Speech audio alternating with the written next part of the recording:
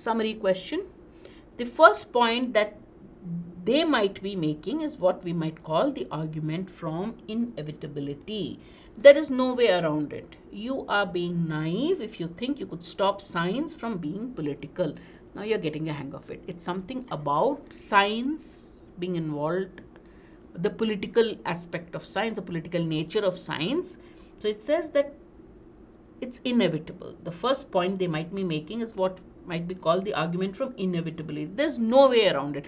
You cannot escape it. You're being naive, you're being innocent, you're being foolish if you think you could make science, stop science from being political. So it's inevitable that science will be political. It's inevitable. You can't avoid it. Point 1.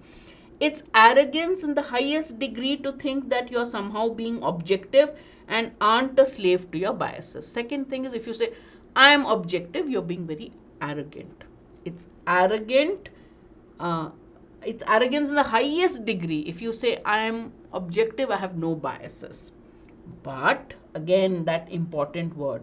This is a weirdly black and white view. It's inevitable that science is political. It's also arrogant to say that one can be objective and without biases.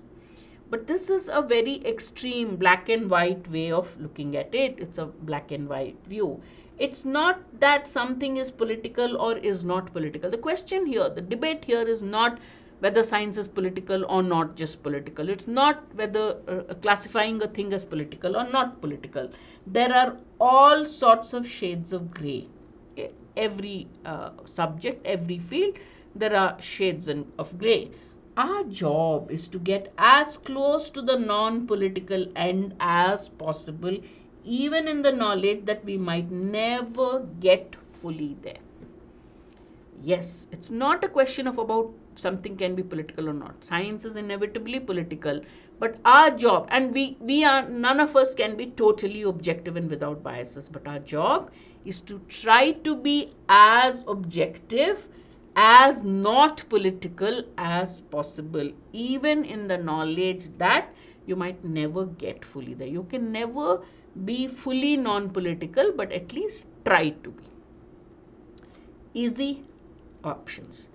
It's inevitable that science will be biased. One part only. What about our role to try to be as not political as possible?